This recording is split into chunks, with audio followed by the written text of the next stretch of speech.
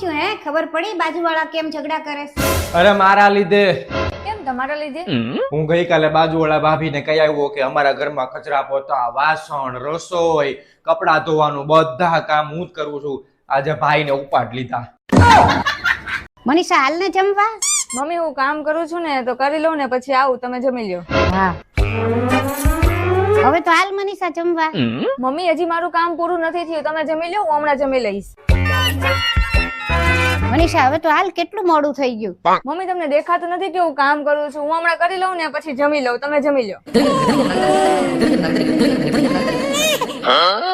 મને એવું લાગે છે કે મેં વધારે જ કહી દીધું, મારે એવું નહોતી બોલવાની જરૂર. મમ્મી તમે જમી લીધું? ના ના, તમે મારી લીધે શું કામ ને ભૂખ્યા રહ્યા? તમારે તો જમી લેવાય ને. તું જમવાનું બનાવ તો જમું ને. આ પંખાની સામું જોઈને હું ઈશારા કરે? નવો પંખો લાવી 5000 નો. હે એવું તો શું છે આ પંખામાં કે 5000 નો? અરે મમ્મી દુકાનવાળા ભાઈએ એમ કીધું કે આ એન્ટિક પંખો છે ને લાઈટ જાય ને તો આ બંધ થઈ જાય. આજે હું રસોઈ નહીં બનાવું, તમારે બહારથી મંગાવવું હોય ને તો મંગાવી લેજો, બાકી ભૂખ્યા રહેજો. કેમ શું થયું? ગેસ નું સિલિન્ડર ખાલી થઈ ગયું છે? ના ના તો લોટ ખાલી થઈ ગયો કે શાકભાજી નથી? બોલ. ના એવું કાંઈ નથી. તો શું થયું છે ઈ તો કે. મારા મોબાઈલ નું રિચાર્જ ખાલી થઈ ગયું છે, હવે જ્યાં સુધી રિચાર્જ નહીં કરાવો ને ત્યાં સુધી જમવાનું નહીં બનાવું. મેડમ હાલો સાયકલ માં મૂકી જાવ. તમારી પાસે ફોન છે? મોબાઈલ તો હોય જ ને. એક કામ કરો ને, 100 નંબર ઉપર ફોન કરો ને, આપણે બે સાથે બોલેરો માં જશું.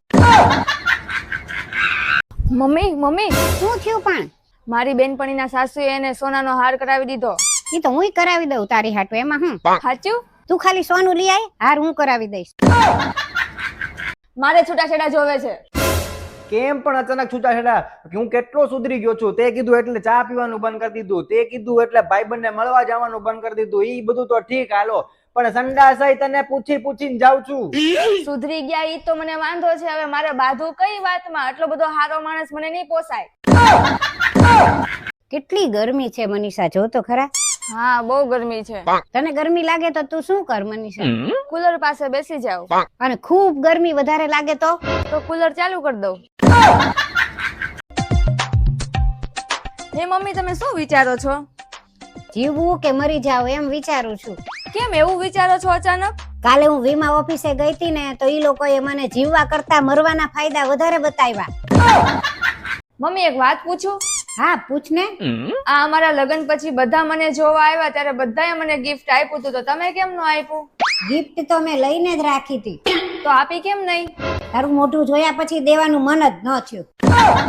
મમ્મી આજે તમે જમવાનું ન બનાવતા, આજે હું સાબુદાણાની ખીચડી બનાવીશ. પણ કયો સાબુ વાપરું ને એ નથી ખબર પડતી. ભાવિન હું જમવાનો ઓર્ડર આપું છું, તમારે શું મંગાવવું છે? મારી હાટુ 2 પિઝા મગાઈ લેજે. મમ્મી તમારા માટે? મારા માટે બટેટાના ગાંઠિયા મગાવજે. બટેટાના ગાંઠિયા? અરે મમ્મી ઓલું ફ્રેન્ચ ફ્રાઈઝ કે છે.